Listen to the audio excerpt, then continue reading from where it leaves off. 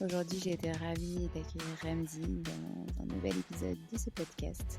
Il nous raconte son parcours entrepreneurial, son parcours professionnel et sa récente promotion en tant que président et DG de Haut et Bas. Vous allez voir, c'est très intéressant. Bonne écoute.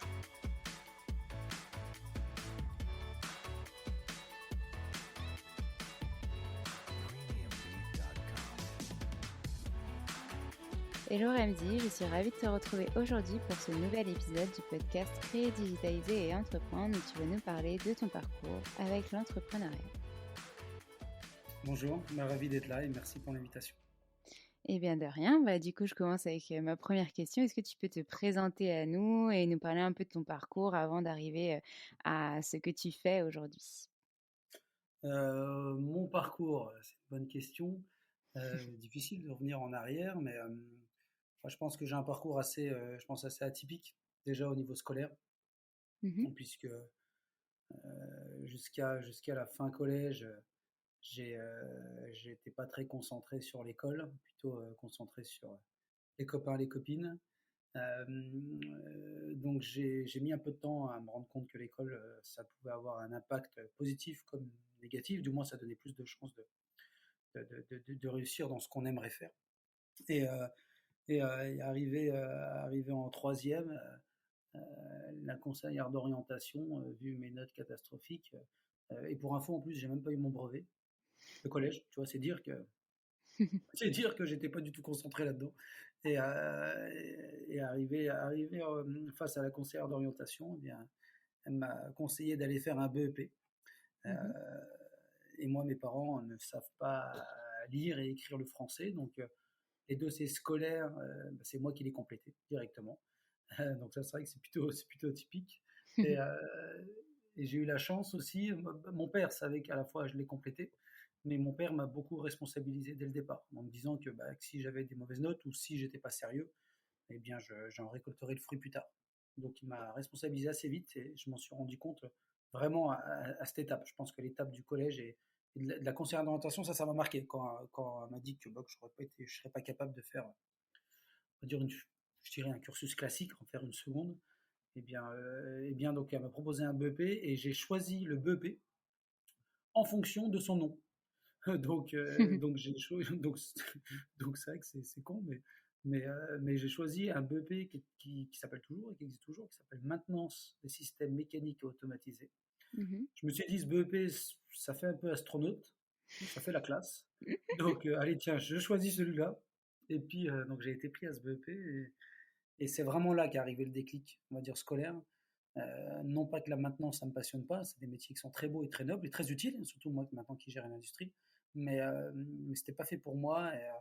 Et c'est à partir de là que j'ai vraiment réfléchi à mon avenir, mais sans perdre de temps. Donc du coup, c'est là que j'ai mis dans un premier temps une stratégie entre guillemets scolaire, où comment sortir un peu de cette galère qui ne me convenait pas. Donc j'ai bien travaillé en BEP, voilà, j'ai bien travaillé, j'ai eu mon BEP sans problème. Ensuite, j'ai fait une première adaptation. Donc là, ça a été dur, parce que rattraper le retard en physique et maths, c'était dur. Mhm. Donc j'ai eu mon bac. Et ensuite, j'ai fait un DUT, en logistique et organisation. Où je me suis bien débrouillé aussi. Enfin, voilà, à partir du BEP, j'ai vraiment bien bossé à l'école. Et puis de là, j'ai fait un master en management et gestion. Et en parallèle de ce master, je pouvais faire un autre master en gestion d'entreprise familiale patrimoniale à Bordeaux, donc que j'ai fait aussi. Donc c'est vrai que qui l'eût cru d'avoir un master comme ça, voire deux. Mhm. C'est vrai qu'on n'aurait pas misé un cupec sur moi. Mais finalement, voilà, le parcours atypique du collège, du BEP, l'éducation parentale aussi, m'a été très utile.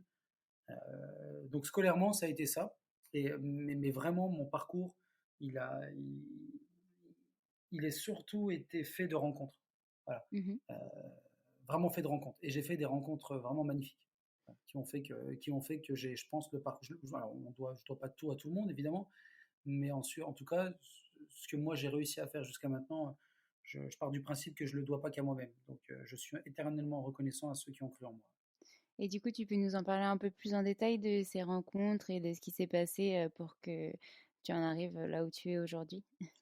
Ah bah, ouais, avec plaisir. Alors, je ne sais pas si tu as vu, quand je suis passé officiellement président, Oui, sur LinkedIn, j'ai fait une petite note où j'ai remercié évidemment mon épouse, j'ai remercié bien sûr celui à qui j'ai racheté, je remercie bien sûr l'ensemble des salariés et j'ai remercié un certain François Richard. oui, Et ce François Richard-là, bah, c'est la vraie et la grande rencontre que j'ai eue professionnellement. Pour information, François Richard intervenait à l'IUT. Voilà. oui. Donc je l'ai rencontré à l'IUT et c'est une belle histoire parce que bon, quand il s'est présenté, donc il s'est présenté, donc c'était le directeur des ressources humaines d'un très grand groupe. Donc quand il s'est présenté, moi qui avais après le DUT la volonté de faire le master et en alternance, puisque je n'avais pas les moyens de financer mes études et je voulais absolument pas que mes parents s'endettent pour le faire, même s'ils l'auraient fait. Donc quand j'ai vu François Richard dans la classe, bah, t'imagines bien voilà, que j'ai sauté sur l'occasion et je lui ai dit que déjà que je recherchais un stage pour faire ma deuxième année, enfin un stage de fin d'études à l'UT de 3 mois, Mmh. que j'aurais adoré le faire dans le groupe dans lequel il travaillait, et qu'accessoirement, bah, effectivement, d'autant plus, j'aimerais bien dans 6 mois euh, faire un alternance chez eux. Et, euh, et on a plutôt bien accroché, et il m'a mis en relation avec une deuxième personne qui s'appelle Annie Nunes, Mmh. qui était la responsable des ressources humaines de ce groupe, et qui m'a reçu en entretien pour ce stage, avec d'autres copains de la classe, hein, évidemment. Et on a super bien accroché aussi avec elle. J'ai très bien accroché, et Annie, tout comme François Richard, Annie m'a pris en stage, et elle m'a dit, Remzi, si tu fais bien ton stage, et si on prend quelqu'un en alternance, ce sera toi. Donc ça faisait 2 si. Alors le premier si ne me posait pas de problème parce que je suis d'une nature sérieuse, donc quand je fais les choses, j'essaie de les faire le plus respectueusement possible. Mais le deuxième si on prend un stage, si on prend quelqu'un, ça je le maîtrisais pas parce que tu imagines que prendre quelqu'un en alternance sur 3 ans, c'est pas évident. Voilà, faut Mmh. trouver des projets, tout ça. Et donc j'ai bien fait mon stage et Annie, donc à la fin, m'a dit, bah, écoute, toi, tu as de super appréciation, tout ça, donc je maintiens ce que je t'ai dit. Si on prend quelqu'un, ce sera toi. Et je ne l'ai pas su tout de suite. Je l'ai su. Alors moi, de temps en temps, je croisais un peu François Richard hein, dans les locaux. Et je ne l'ai pas su tout de suite, je l'ai su après. Mais en fait, Annie, elle s'est battue pour me trouver un sujet dans l'entreprise. Euh, Elle venait me voir. Alors moi, j'ai toujours travaillé en tant qu'étudiant, de mes 17 ans jusqu'à mon alternance, du coup. Et je travaillais dans une boutique à Auxerre. Et elle venait me voir le samedi, de temps en temps. Elle se baladait, elle venait me voir, elle me saluait, et puis elle me disait, Ramzi, t'inquiète pas, je fais mon maximum pour t'aider. Et c'est fou parce que je m'en souviens, hein, j'étais avec mon épouse, on était en vacances, et 2 semaines avant de rentrer en cours de l'IFAC, donc de ce master, où j'avais été pris en concours, j'avais réussi mon concours d'entrée. 2 semaines avant, j'avais toujours pas d'alternance, malgré tous les refus que j'ai eus et toutes les demandes que j'ai pu faire. Annie m'appelle, il était 8 heures du matin, je m'en souviens, mais comme si c'était hier. Elle m'a annoncé ça avec une joie, mais tu peux même pas imaginer. Tu as vraiment l'impression bah, que c'était pour elle. Donc quand elle m'a dit c'est bon, je t'ai trouvé des sujets, voilà, c'est bon, tu es en alternance chez nous. Eh bien, c'est une joie énorme. C'est un point en moins parce que je savais pas comment j'allais faire sinon. Et, euh, et je remercie Annie beaucoup pour ça et François Richard parce que ça a démarré par lui quand même aussi. Et tu vois, là où l'histoire est belle, c'est que moi j'ai fait mes masters, j'ai fait mes années, il n'y a pas eu de souci, l'alternance est super bien passée. Et tu vois, en troisième année de Ouais. master, c'est pour ça que l'histoire elle est superbe quoi, parce que euh, en troisième année, euh, tu sais, tu as un stage de 9 mois en entreprise. Ouais. Donc moi j'étais 9 mois dans la boîte d'alternance quoi, tu vois. Oui, oui. Et, Et juste avant de rentrer à la période je dirais de stage quoi, professionnel, mon téléphone il sonne. Euh, donc j'écoute le message vocal pendant la pause. C'était François Richard qui me laisse un message vocal en me demandant de le rappeler. Donc si tu veux, François Richard c'était à l'IUT. Mmh. Ensuite j'ai fait mes 2 années d'alternance, donc je le croisais de temps en temps dans les bureaux, il me tapotait dans l'épaule, tu vois. Mmh. Genre c'est bien gamin, tu vois. Et tu vois, genre un bon père de famille. Et puis, et là, il m'appelle. Donc moi, ma première réaction, c'était de me dire, mais oh, j'ai fait une connerie ou quoi? Le DRH carrément m'appelle. Je me dis, pourquoi il m'appelle, quoi. Donc je le rappelle et il me dit, Ramzi, est-ce que tu peux venir me voir là maintenant? Sachant que l'école était enfin, elle est toujours à 800 mètres du siège, 800, 900 mètres, vraiment Oui. là à côté. Et bah, je dis, oui, oui, pas de souci, je peux venir.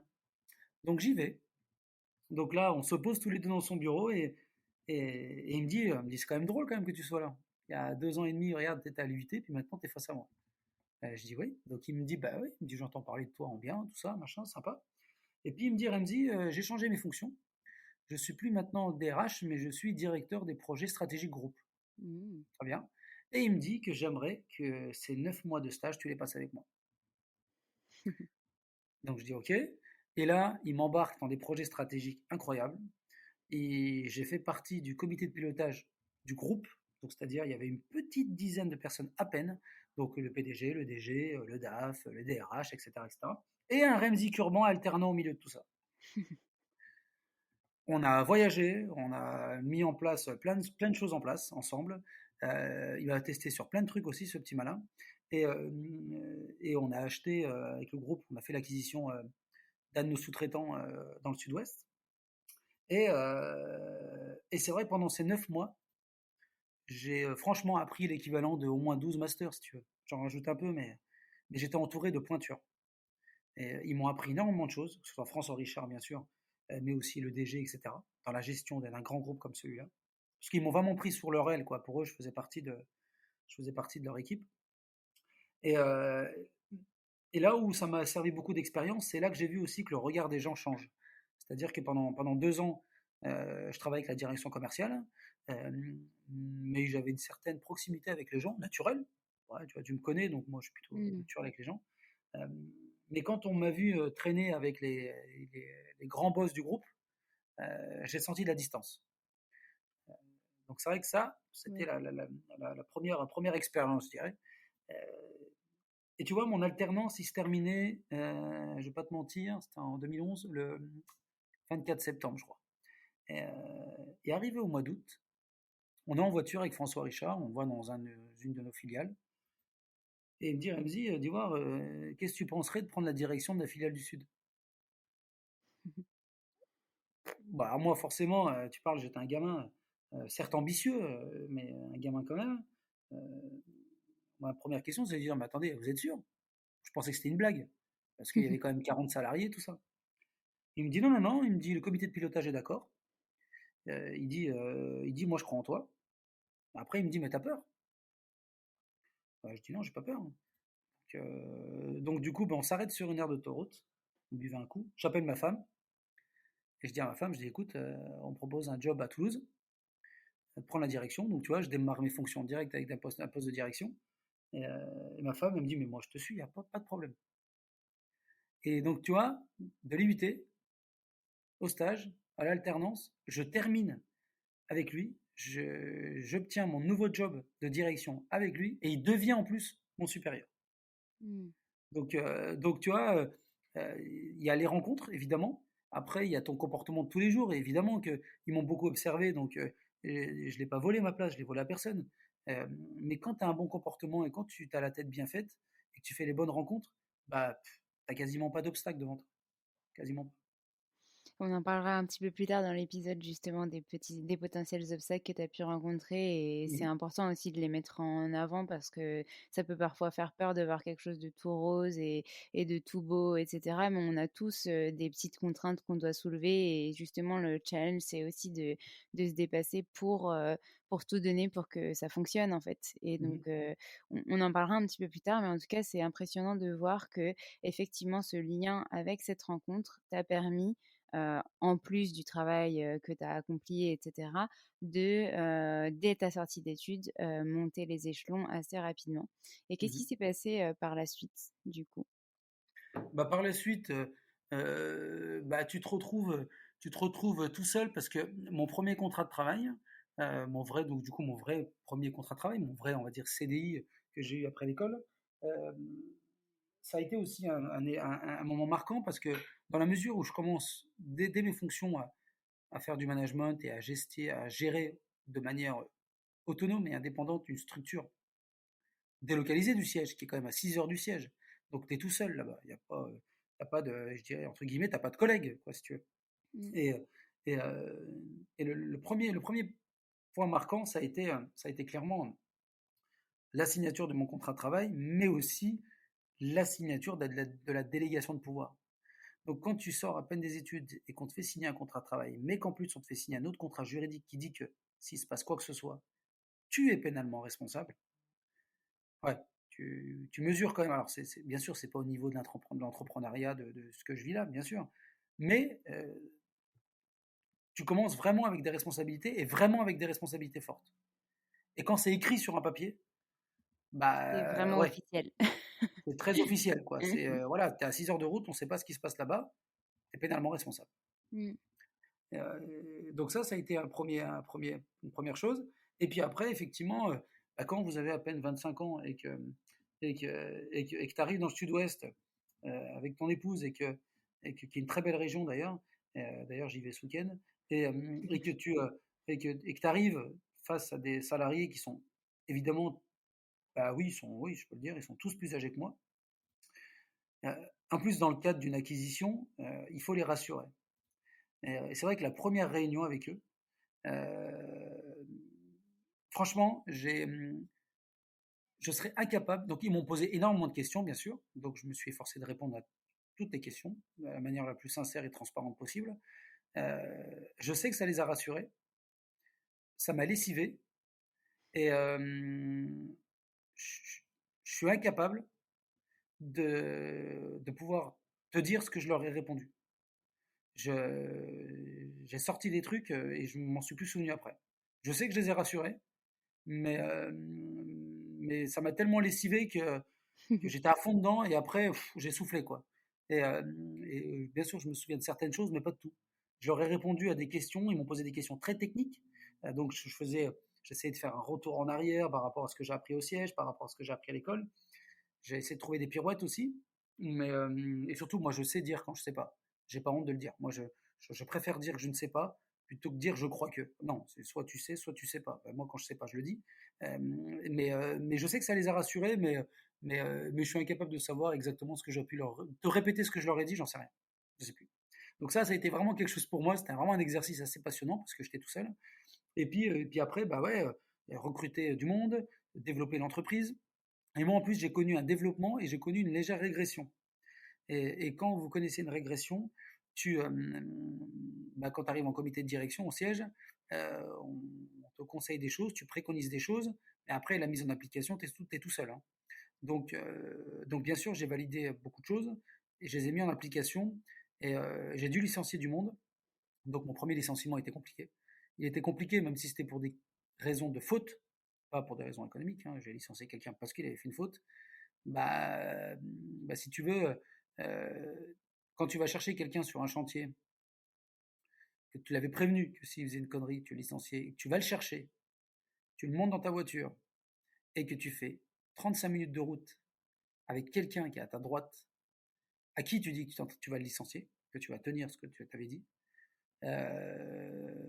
c'est en premier licenciement, c'est quelque chose quand même. Ça bouscule parce qu'il pleurait à côté. Il pleurait à côté et c'est là que je me suis rendu compte que quand tu licencies quelqu'un, peu importe la faute qu'il a pu faire, tu sais que ça a un impact sur sa vie, donc sur sa femme, sur ses enfants. Donc même s'il est responsable de ses actes, voilà, tu mesures aussi le poids de ta décision. Et ça le premier, ouais, j'ai eu du mal enfin, j'ai eu du mal, je l'ai fait, hein, bien sûr, j'ai tenu mon engagement et tout, mais c'est vrai que quand tu rentres à la maison, t'y penses. Et, je m'en souviens, c'est Julien, t'y penses. Et c'est là que la famille est importante, voilà, où tu souffles un peu à la maison. Et je m'en souviens, j'avais échangé avec François Richard sur ce premier licenciement. Et François Richard m'avait dit de toute façon, et voilà, il y a toujours des choses positives et négatives dans un job. Et que si j'étais pas capable de prendre du recul et de faire ce genre de choses qui fait partie aussi du job, il fallait pas que j'aille dans cette voie. Et moi, évidemment, l'aspect managérial, mais surtout l'aspect entre guillemets entrepreneurial et d'avoir des succès collectifs, c'est ce qui m'anime, quoi. C'est ce qui me passionne. Et donc, ça masquait ce côté un peu noir du métier. Donc, j'ai appris avec. Et c'est vrai que ce premier licenciement m'a forgé aussi, et les autres, parce que j'ai dû en faire d'autres, était beaucoup plus simple. Et quand on vous remercie après avoir, on m'a remercié d'avoir licencié certaines personnes parce que ça s'était bien fait. Voilà, parce qu'il y avait de la transparence et puis il y avait de l'accompagnement derrière. Donc ça c'était assez atypique aussi. Mais donc j'ai connu beaucoup de croissance, j'ai connu un peu de régression, j'ai connu des moments difficiles, mais c'était extrêmement formateur. Oh là là, mais c'était enfin lancer dans le grand bain comme ça, c'était top. Et je savais, j'étais conscient que si je démarrais aussi fort comme ça, eh bien ma carrière elle pouvait que évoluer. Par contre, c'était très risqué. Si je me plantais, eh bien ça me suivrait dans mon CV tout le temps. Donc, mais quand on met tout avec le cœur, bah, et qu'on est sincère, bon, il n'y a pas de raison que ça se passe mal. Donc ça s'est bien passé. Et puis après, bah, j'ai pris un autre virage. Et le virage que j'ai pris, bah, c'est quand François Richard m'a dit qu'il partait et qu'il m'a dit qu'il se lançait dans l'entrepreneuriat. Tu vois, donc il était plus âgé quand même, beaucoup plus âgé que moi. Donc il s'est lancé dans l'entrepreneuriat, il a repris une entreprise parce qu'il a voulu aussi, il a toujours été cadre supérieur, mais il a voulu se lancer, bah, je dirais, voilà, à sa manière. Et quand il m'a dit ça, bah, je lui ai dit, mais moi, tu t'en vas, je m'en vais, quoi. Pour la petite histoire, François Richard, quand il descend dans le sud-ouest, il dormait à la maison. Pour la petite histoire, François Richard, il est venu à ma remise de diplôme. Voilà, Annie Nunes aussi. François Richard m'a invité chez lui à la soirée de la remise de diplôme avec ma femme. Il m'a offert, tu vois, un stylo Mont Blanc Mmh. en me disant que je penserais à lui à chaque fois que je signerais des contrats. Voilà, c'est ça l'affection qu'on a tous les deux et qu'on a toujours, hein, parce que je l'aime beaucoup et je lui dois beaucoup et il sait qu'il pourra, lui et Annie pourront compter sur moi sans problème. Comme d'autres aussi que j'ai pu croiser, hein, mais alors eux deux, voilà. Et donc François Richard est parti. Moi j'ai dit au groupe que je partirais, du coup. Je les remercie beaucoup, le groupe, ce groupe, parce qu'ils m'ont proposé d'autres métiers, d'autres jobs en Turquie, par exemple, ou d'autres choses dans le sud-ouest. J'ai refusé parce que ça faisait quelques années que j'y étais et que je voulais voir autre chose. C'est comme ça que j'ai atterri à Orléans. Puis c'était un bon compromis pour nous parce que moi, originaire d'Auxerre, on voulait pas revenir à Auxerre avec ma femme, mais on voulait être pas trop loin non plus, donc Orléans c'était parfait pour nous. Et puis je suis venu ici diriger une entreprise spécialisée en recrutement, donc une PME qui se lançait. Et je voulais diriger autre chose dans un autre domaine. J'ai pris du plaisir pendant un an. Et puis un jour, j'ai fait une rencontre. Donc Samuel Poisson, l'ancien patron du groupe dans lequel je suis, on s'est rencontrés et j'ai mais surkiffé l'entreprise, vraiment. Hein, puis t'as vu nos locaux, tout ça, enfin tout est le produit, tout est Mmh. noble. J'ai adoré et je me suis rendu compte que moi, ce qui me passionnait, moi, je suis un industriel, quoi. Moi, c'est la transformation de matière, c'est l'intervention de l'humain couplé à la machine et qui ressort un produit magnifique. Moi, c'est ça qui me passionne. Donc, j'ai proposé mes services à Samuel Poisson et puis c'est comme ça que je l'ai intégré. Tu vois, tout naturellement. Mmh. Et donc, du coup, tu es rentrée, chez Oeba, du coup, en tant que, enfin, sur quel poste et c'était en quelle année? Alors, j'ai intégré l'entreprise en septembre 2014, il y a D'accord. 7 ans, euh, en tant que directeur marketing et commercial. Mmh. Ensuite, mais en étant transparent avec Samuel, c'est-à-dire en lui disant que moi, ma volonté, c'était d'entreprendre. Mmh. Voilà. Parce que François Richard m'a vraiment inculqué ce goût et je voulais entreprendre. Donc je lui avais dit que moi, ma volonté, c'est d'entreprendre et il m'avait dit que ça pourrait peut-être se faire ici. Voilà, à savoir. Euh, et, donc, euh, euh, et donc, on avait toujours ce projet un peu, voilà, il savait mon ambition et on a nourri ça ensemble, voilà, naturellement. Et puis, en partageant nos désirs à nous deux, voilà, on est assez proches avec Samuel. Et, euh, et donc, si tu veux, euh, tout ça, ça a mûri. Là, j'ai passé un cap début 2018 où je suis passé directeur général. Mmh. Donc là où je pilotais totalement, entièrement l'entreprise. Et puis en plus, Samuel m'a vraiment laissé une autonomie. Euh, voilà, j'avais pas du tout, j'avais vraiment les mains libres. Et ça, je le remercie encore. Et je remercie bien sûr les salariés avec qui ça s'est super bien passé. Et, euh, et en fait, c'était l'étape avant le rachat. Voilà. C'était l'étape qui était l'étape du directeur général dans le groupe était important pour lui comme pour moi. Il était important pour lui parce que ça lui permettait de voir comment je la gérais, parce qu'il aimait Mmh. énormément évidemment son entreprise, donc il n'allait pas la céder à n'importe qui. Donc il avait besoin d'être un peu de voir un peu comment je m'en occupais. Et moi, j'avais besoin aussi de voir ce qu'elle avait dans les tripes, l'entreprise. Mmh. Et quand tu passes DG, bien sûr, tu as le poids des responsabilités, parce qu'il y a quand même 60 personnes, et comptant encore à développer. Euh, et tu as le poids des responsabilités, tu as ton nom qui est inscrit dans le cabis. Donc, bon, tu vois, alors j'ai pas la délégation de pouvoir, mais je suis carrément dans le cabis. Donc, je peux aller en tôle s'il se passe quoi que ce soit, quoi. Mmh mh. Donc, tu as le poids des responsabilités, mais c'est pas encore le niveau, je dirais, entrepreneurial. Tu vois, euh, en fait, une fois qu'on a mis ce projet-là en place, une fois que donc là, moi, j'ai racheté l'entreprise, je suis passé président là depuis un mois et, et depuis juillet. Et tu vois, nous, on a toujours été transparent vers les salariés. Et les salariés sont informés depuis plus d'un an que j'allais reprendre.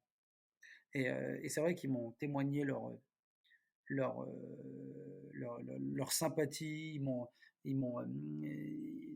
leur soutien. Enfin, vraiment, j'insiste souvent là-dessus, mais c'est vrai que sans eux, c'est pas possible. Donc, je les remercie. Et, euh, et on m'avait dit, et même François Richard me l'a dit, il m'a dit, quand tu passes patron, ça n'a plus rien à voir. Autant opérationnellement parlant, entre DG et PDG, voilà, on ne peut pas dire que voilà, oui, il y a un peu plus de choses à signer, j'ai envie de dire, mais opérationnellement, même vis-à-vis des salariés, ça ne change pas grand-chose. Par Mmh. contre, effectivement, dans la tête, c'est différent. Les nuits ne sont pas les mêmes, la pression n'est pas les mêmes, le poids des sommes, évidemment, n'est pas la même, parce que quand tu rachètes une entreprise, c'est quand même beaucoup d'argent. Euh, et, euh, et, et en fait, être patron, c'est comme être papa, quoi, ou être maman. Bah, tant que tu ne l'es pas, bah, tu peux pas savoir ce que c'est. Euh, et, euh, et pour moi, être entrepreneur, c'est c'est surtout travailler avec des femmes et des hommes de qualité, quoi. Je rachète pas, comme je dis souvent, moi, j'ai pas racheté un bâtiment, des machines, des commandes numériques ou des outils, quoi. Hein, j'ai acheté une entreprise avec tout ce que ça comporte, avec son savoir-faire, mais surtout avec les femmes et les hommes de qualité et en qui j'ai totalement confiance. Euh, et c'est vrai que euh, être entrepreneur, faut être un peu taré quand même. Voilà. C'est vrai parce que quand tu prends un peu d'auteur, faut être un peu taré parce que tu investis de l'argent, beaucoup d'argent, tu es sûr de rien, tu y crois à fond, mais il n'y a rien qui te permette de croire que tu as raison d'y croire à fond, mais tu le fais quand même et tu y vas quand même. Avec tous les doutes, et avec toutes les. Si on voulait me trouver des réticences à être patron, on pourrait m'en trouver des centaines et des centaines. Mais moi, ce que je veux vivre en tant qu'entrepreneur, c'est chose que j'ai pu vivre en tant que DG, c'est la réussite collective. Je peux te garantir que quand tu réussis un projet euh, qui marche collectivement, un truc ou une stratégie, un truc que tu lances et qui cartonne et qui entraîne toute l'entreprise, je peux te garantir, Alexandre, c'est jouissif à un niveau que tu ne peux pas imaginer. C'est un bonheur absolu. Et là, ça t'élimine tes 50 ou 100 échecs que tu as pu voir avant, parce que bah, tu veux vivre ça en tant qu'entrepreneur. Tu veux vivre ces succès. Et tu veux vivre les projets. Tu vois, nous, on a des projets que je pourrais t'expliquer d'avenir, mais c'est super jouissif. Être entrepreneur, c'est ça. C'est vivre ces moments-là. Et vivre ces moments-là, bah, ça se mérite hein, par le travail, évidemment, par le respect envers tout le monde, par la bienveillance.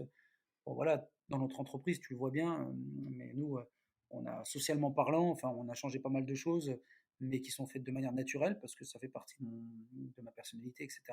On a des valeurs fortes et je pense que notre succès et notre succès futur passe déjà par la qualité de ces valeurs et la qualité des femmes et des hommes qui y travaillent. C'est indéniable. Mmh.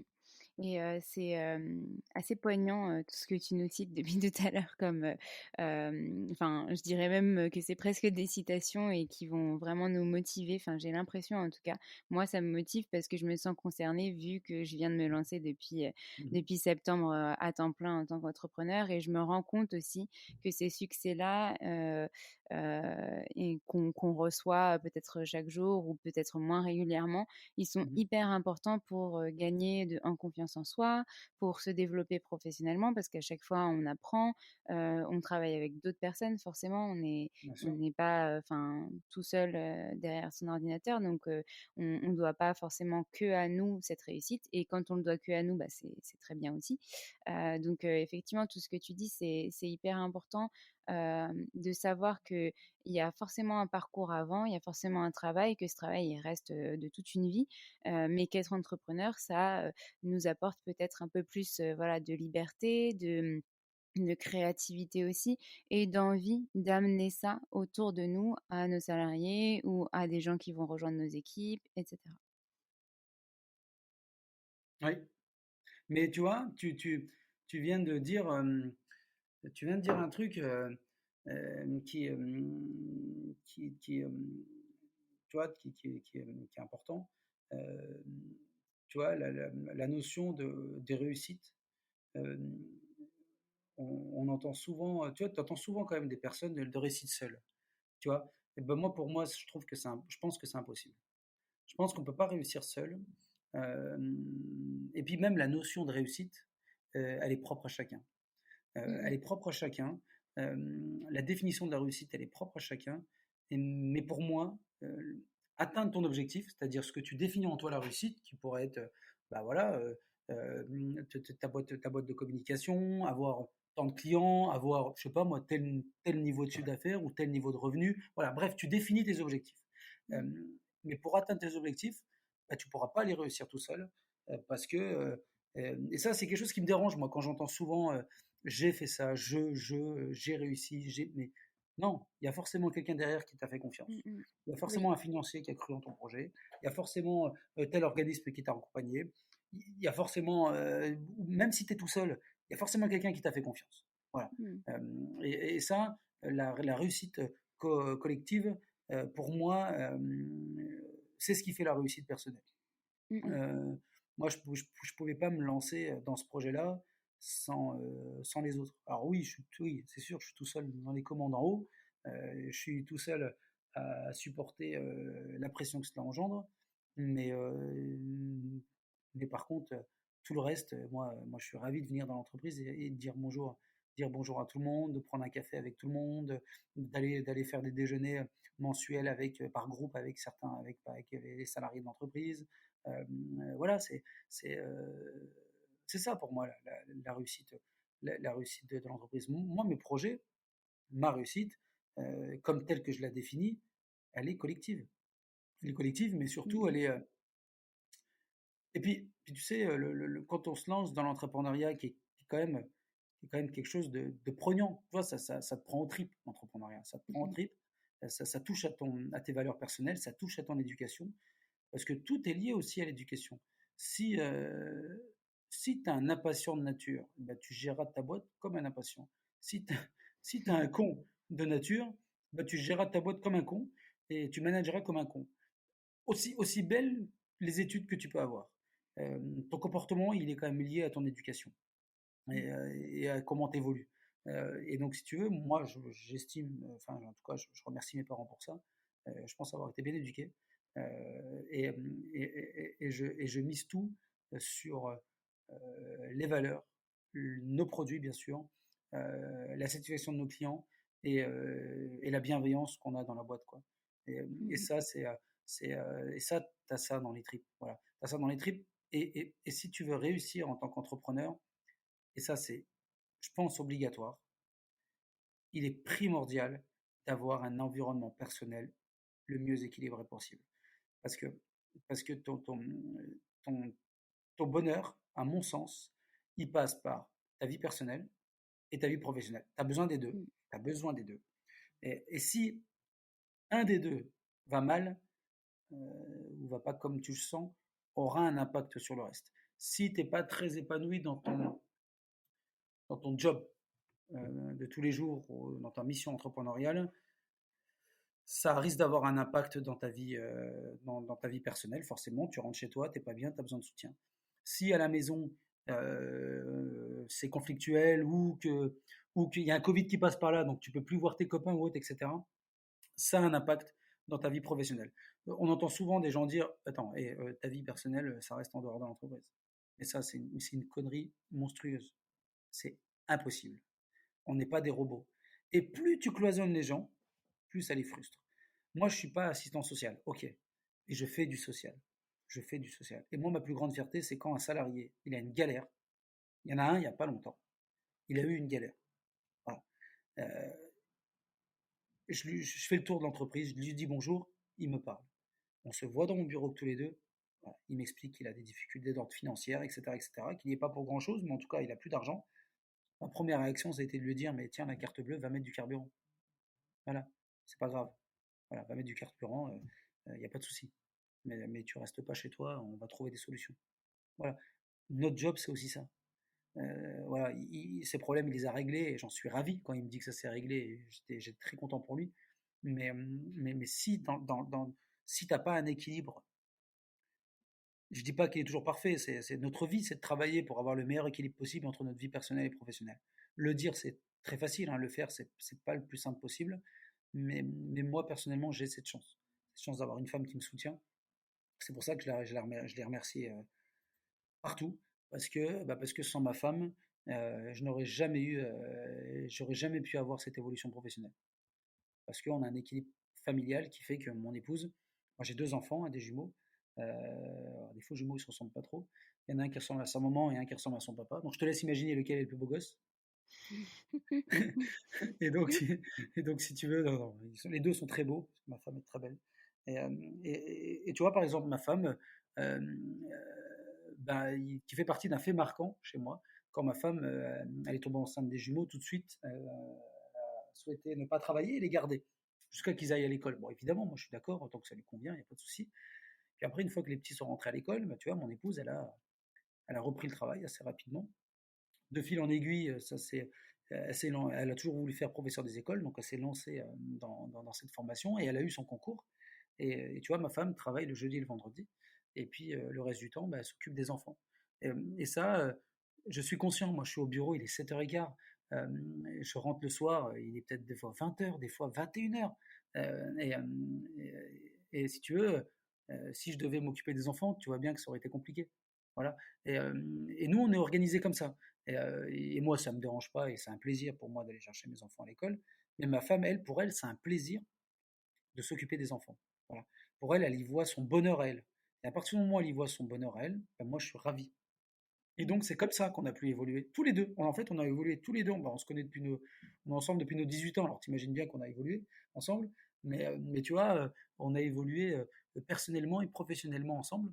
Et sans elle, j'aurais jamais pu avoir cette évolution professionnelle. C'est indéniable. Je lui dois beaucoup. Mais c'est vrai que c'est important de mettre en commun vie pro et vie perso parce qu'on met beaucoup la barrière entre les deux. C'est-à-dire qu'on dit toujours il faut trouver un équilibre entre séparer la vie pro de la vie perso. Mais en fait, c'est trouver un équilibre entre les deux puisqu'on passe la majeure partie de son temps effectivement à travailler. En tout cas, même si on a 24 heures dans une journée et qu'on travaille moins de 12 heures, globalement, quand on est chez nous, on a déjà peut-être 7 heures où on dort, quoi. Donc, on a forcément moins de temps pour de travail, enfin, de passer à la maison que de travail. Et effectivement, c'est énormément, enfin, c'est très important de se sentir bien dans son environnement de travail, avec ses collègues, avec les gens avec qui on travaille.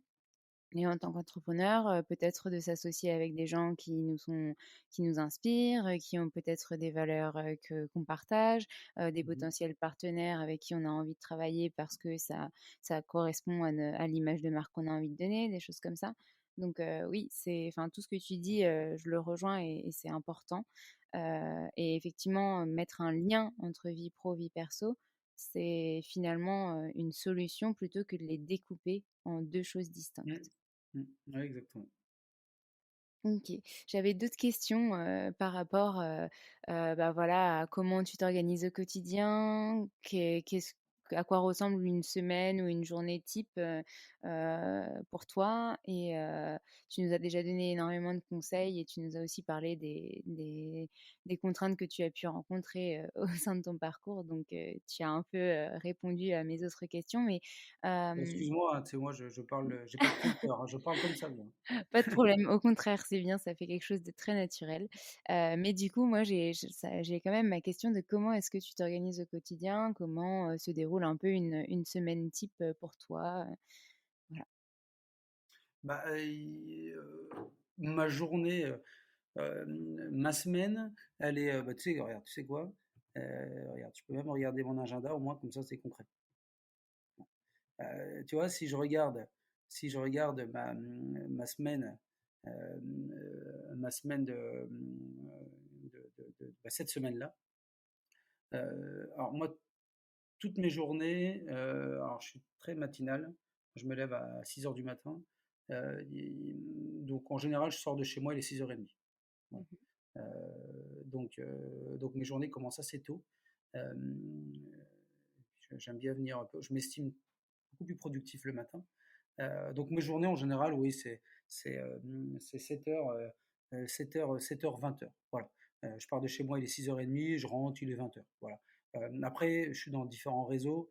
Donc quand j'interviens dans ces réseaux-là, bon bah là je rentre, il est, allez, on va dire 2 fois par mois, 2, 3 fois par mois, je rentre, il est 22h, 23h, voire minuit. Voilà. Donc ça arrive une semaine sur deux, quoi, sur 2, 3 journées. Et ma semaine démarre au bureau. Et mon job, tu vois, si je regarde cette semaine, bah, j'ai eu des réunions avec la BPI, j'ai eu des réunions du personnel, réunions CSE, j'ai des réunions calées. Alors j'aime pas faire beaucoup de réunions, tu vois.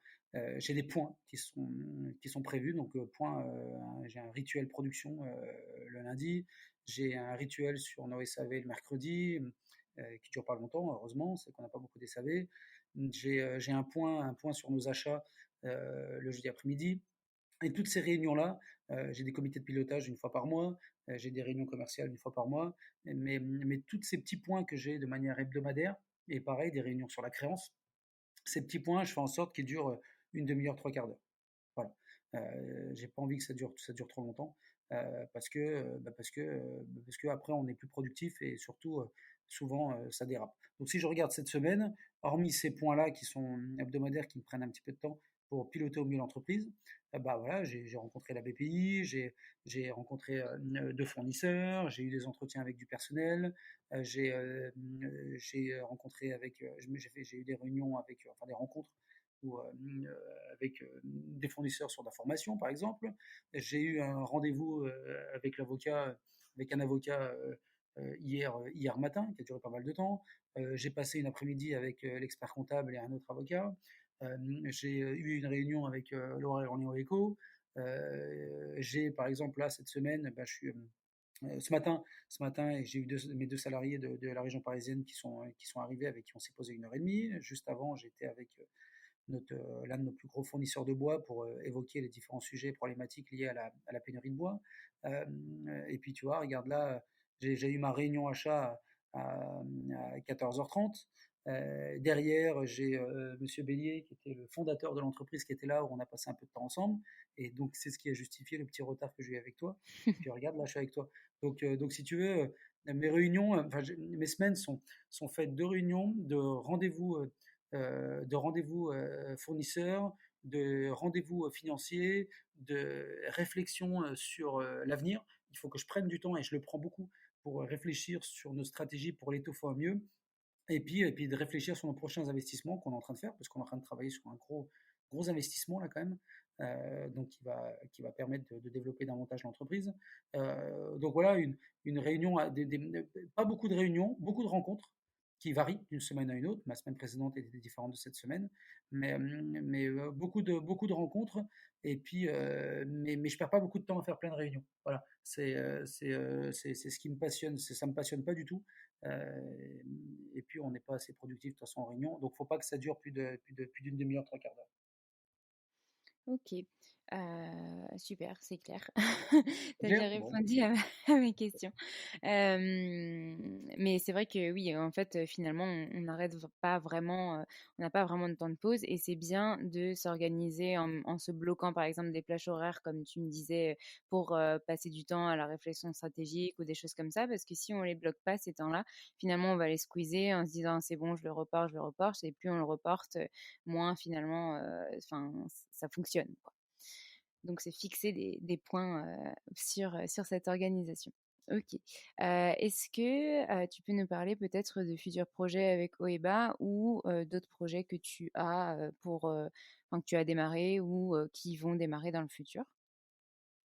Alors, oui, alors on continue bien sûr notre développement, notre développement dans le digital, hein, en améliorant notre offre, digitale et en essayant de se développer dans les pays, limitrophes à la France. On notre gros, notre stratégie, elle est très orientée sur le particulier professionnel et le digital. Donc, on souhaite apporter la meilleure réactivité possible à tous nos clients particuliers et professionnels du Loiret dans un rayon de 2-3 heures avec qui on leur fait également le service de pause, hein, donc c'est différent en digital. Digital, c'est une fourniture seule. Donc on va mettre beaucoup l'accent sur le fait qu'on va apporter une vraie réactivité, des bons produits, mais une vraie réactivité, parce que c'est ce que souhaitent nos clients. Et donc pour leur apporter une meilleure réactivité possible à nos clients professionnels et particuliers, on doit aussi améliorer notre productivité. Et on a un sujet sur lequel on coince un tout petit peu. On avait déjà investi 1 an et demi, mais c'est pas assez.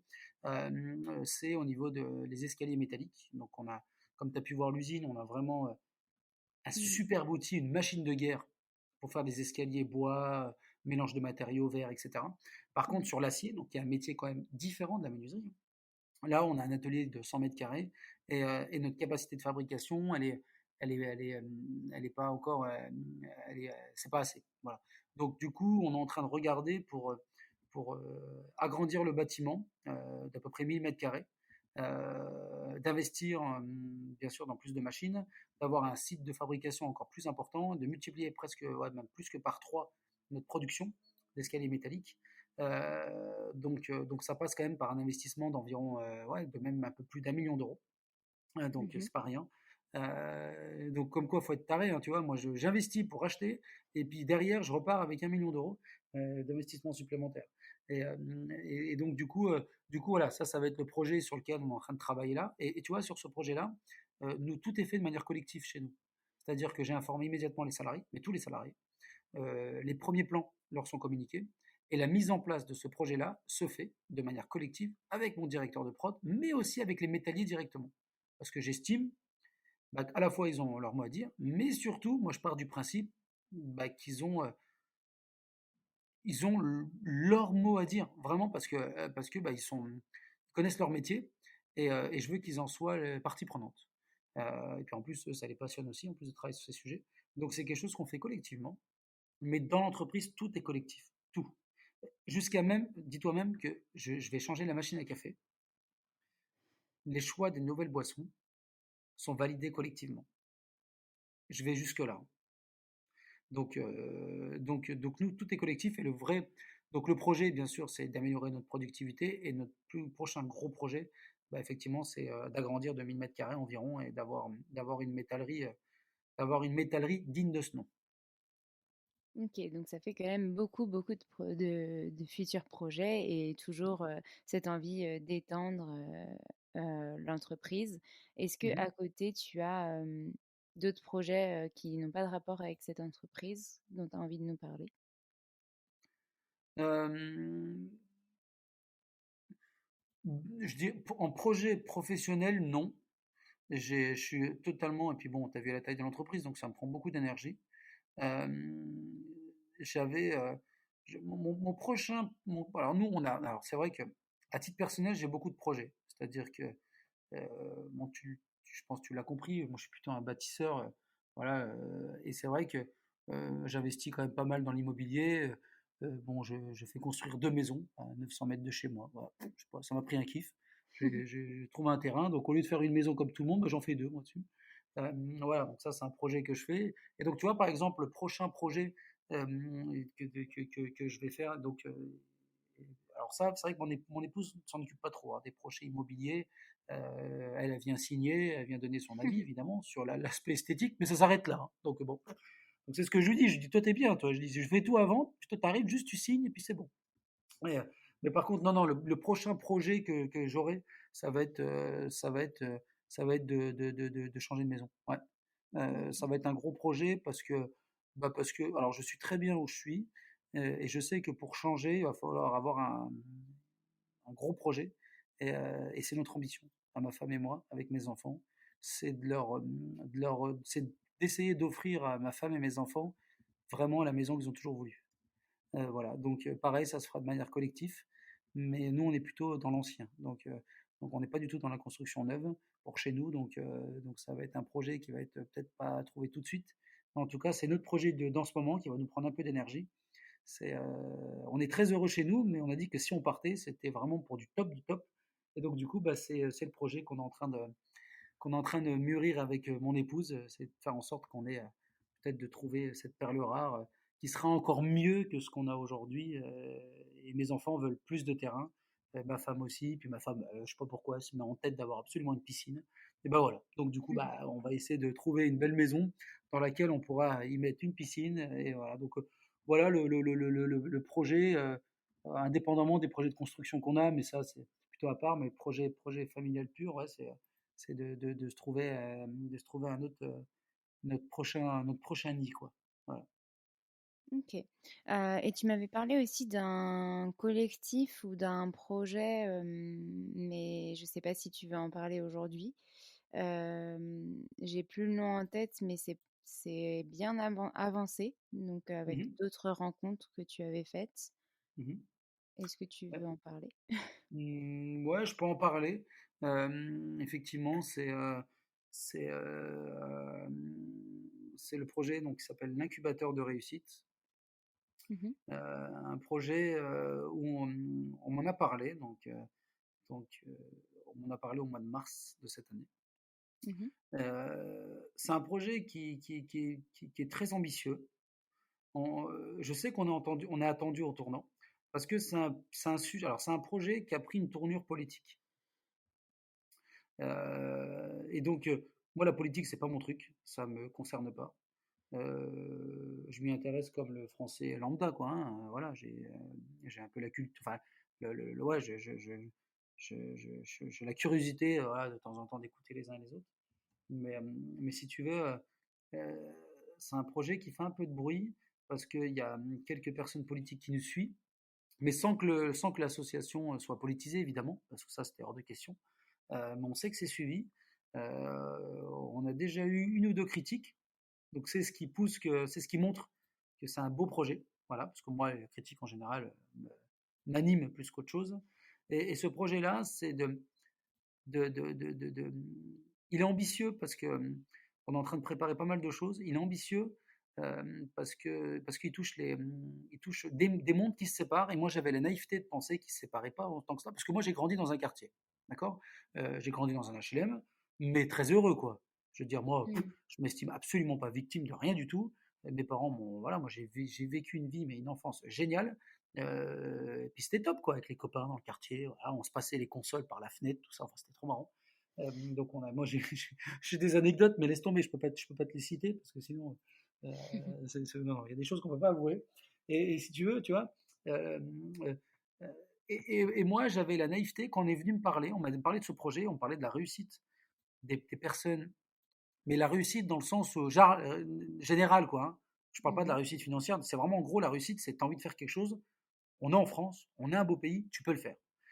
Et c'était destiné au quartier, on va dire, populaire d'Orléans, d'accord, et de la région. Donc il y a des gros quartiers. Et, et c'est vrai que moi, j'avais la naïveté, j'en ai subi des obstacles, mais pas vraiment des obstacles extrêmement marquants et qui m'ont fait bader pendant des mois. Moi, je partais du principe que, bah oui, tu es dans un quartier, peu importe, tu as envie de faire quelque chose, tu peux le faire. Et j'étais naïf là-dessus. Et en fait, je me suis rendu compte que non. Il y avait des grosses barrières entre les quartiers et le reste. Et il y avait une image que je ne voyais pas ou je voulais peut-être pas voir, qui était assez néfaste et qui était attribué à ces personnes. Et donc, on me l'a montré, je l'ai vécu, je l'ai vu en tant que spectateur. Et c'est là que j'ai décidé de me lancer dans ce projet de l'incubateur de réussite en tant que vice-président. Et où le but, c'est de faire émerger les talents, ces quartiers, de faire rencontrer deux mondes qui sembleraient s'opposer. Voilà, c'est de mettre en place des connexions avec les quartiers, mais dans les deux sens. Des entrepreneurs, voilà, ça peut être des entrepreneurs, ça peut être des personnes du milieu je sais pas moi, juridique, des avocats, du milieu de l'éducation, des professeurs, des scientifiques, des universitaires. Bref, c'est de faire énormément de rencontres et plus dans plusieurs thèmes différents. Donc c'est extrêmement complet. Je peux pas en dire des tonnes parce qu'on est en train de tout préparer et ça va, puis on va avoir un parrain, mais ça va être top. Euh, et je sais que dans la mesure où le problème, c'est que ça arrive dans une période où tu sais, il va y avoir les élections, ça se prépare longtemps à l'avance, donc voilà. Donc du coup, bon, je sens que c'est un peu politique, je sens que les politiques vont vouloir éventuellement le récupérer.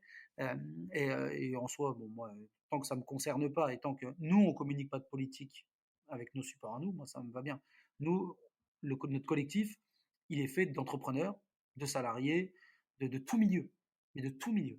Donc, on n'est pas des politiciens, quoi. Nous, dans les statuts, il n'y a aucun politicien, il n'y a rien.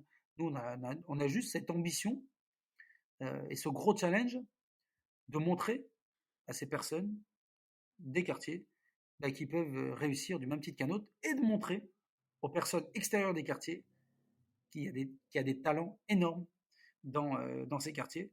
Mais ça passe aussi par l'ouverture à l'extérieur, c'est de donner aussi des moyens, comme des moyens de locomotion, etc., à des personnes qui n'en ont pas, et donc qu'il est difficile pour eux d'accéder à l'emploi. Donc c'est un projet qui est très vaste. La réussite, c'est très vaste, mais on va s'y mettre corps et âme pour, pour faire en sorte que les quartiers populaires et le reste de la population puissent se rencontrer et se dire bah ouais, il s'en passe des belles choses dans les quartiers, mais aussi aux gens des quartiers, il s'en passe des belles choses en extérieur. Hein, et ça, c'est notre ambition.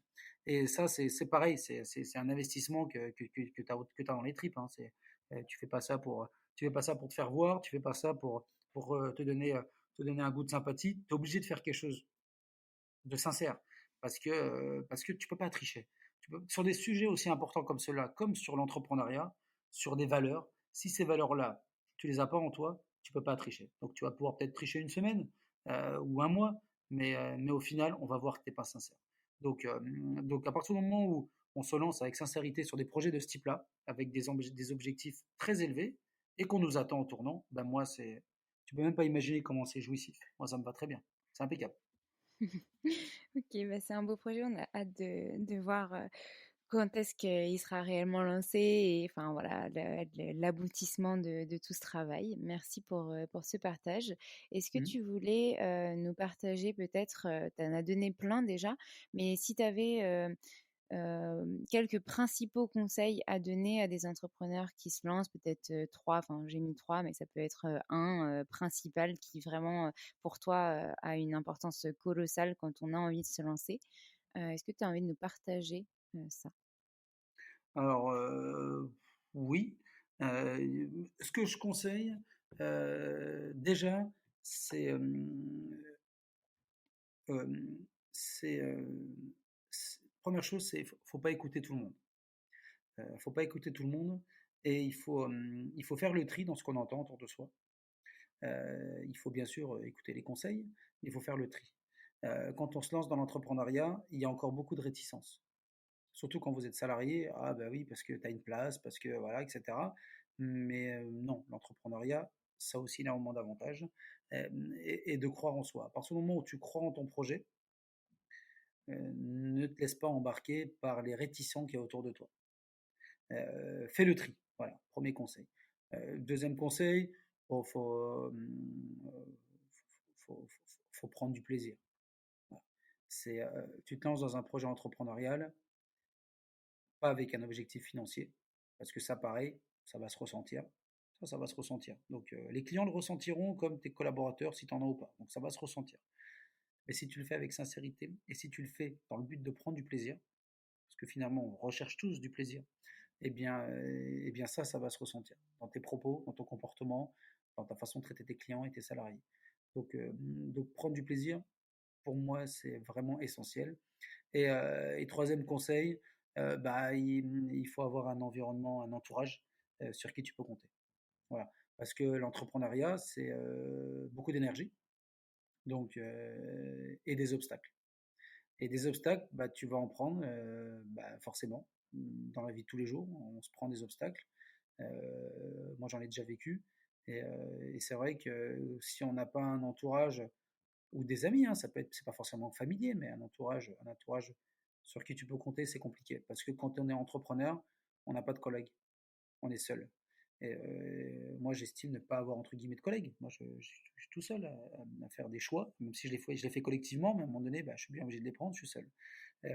Et donc, c'est pour ça que d'ailleurs, pour éviter d'être seul, pour moi, tu l'auras compris, je suis bien entouré dans ma vie familiale et amicale, mais c'est aussi pour ça que je suis au CJD, d'accord, au centre des jeunes dirigeants, parce que on partage et on avance tous ensemble, et c'est nécessaire. C'est nécessaire. Parce que des obstacles, franchement, moi je me suis pris des obstacles assez difficiles. Et quand c'est comme ça, il faut être entouré, quoi. Mmh. Oui, c'est, des collectifs de dirigeants, d'entrepreneurs. C'est pas seulement s'entourer, voilà, de sa famille et de ses proches parce que certains Mm. d'entre eux, ne connaissent pas aussi ce monde de l'entrepreneuriat, donc sont pas forcément tous à même de comprendre ce qu'on vit en tant qu'entrepreneur, et c'est Mhm. bien aussi de pouvoir se tourner vers des gens qui savent, ce qu'on vit, qui l'ont vécu, qui ont une expérience peut-être plus forte et qui Bien peuvent nous sûr. conseiller, nous épauler, enfin voilà, comme tu as dit, ne pas écouter forcément tous les conseils, mais prendre ce qu'on a Mhm. à prendre, Mhm. et c'est déjà très bien. Mhm. Et voilà. Merci beaucoup pour ces conseils, puisqu'ils sont primordiaux, je pense. Est-ce que tu as un dernier message que tu as envie de faire passer? Peut-être, j'aime bien dire le mot dédicace, ou enfin voilà, remercier. Tu as remercié plein de personnes, mais Mhm. si tu as envie de faire passer un dernier message, une citation qui t'inspire ou autre pour terminer. Oui, je n'avais pas prévu, mais puisque tu me poses la question, oui, je vais rendre hommage à ma maman. Ouais. Tu vois, je te parlais d'un obstacle difficile. Ouais, j'ai perdu ma mère le 24 juin. Tu vois, même là, d'en parler, ça m'émeut encore. Je l'ai perdu de manière assez rapide, quoi, parce qu'elle a eu un cancer de stade 4 qui lui est tombé dessus comme ça, et elle est partie en 3 mois. Donc ça, bien sûr, je le souhaite à personne. Mais voilà, ma mère, c'était un pilier extrêmement important pour moi. Et, euh, et mon regret, c'est effectivement de ne pas avoir fêté la reprise de l'entreprise avec ma mère. Voilà. Ça, c'est mon grand regret. Et ouais, j'ai eu le temps quand même de l'accompagner et d'être à ses côtés et d'échanger avec elle, hein. On s'est fait des promesses, elle et moi. Et, euh, et, euh, et ces mots se résonnent en moi. Et voilà, je, je pense à elle et je maintiendrai les promesses que je lui ai tenues, de prendre du plaisir et d'être respectueux avec les gens en général et avec les salariés. Voilà, elle m'a dit ça aussi, hein. Donc oui, oui, oui, voilà, je pense qu'elle m'observe, voilà, Mm. donc je l'aime et je lui dédicace tout ça, ouais, et je m'efforcerai de la rendre fière. C'est très beau. Et je suis sûre que de là-haut, elle nous écoute et qu'elle nous écoutera quand l'épisode sera sorti et qu'elle est très fière de nous. Merci. Merci beaucoup pour cet échange et merci pour tout ce que tu as donné comme conseil, pour ta confiance aussi. Et puis, je te dis à très bientôt. À très bientôt.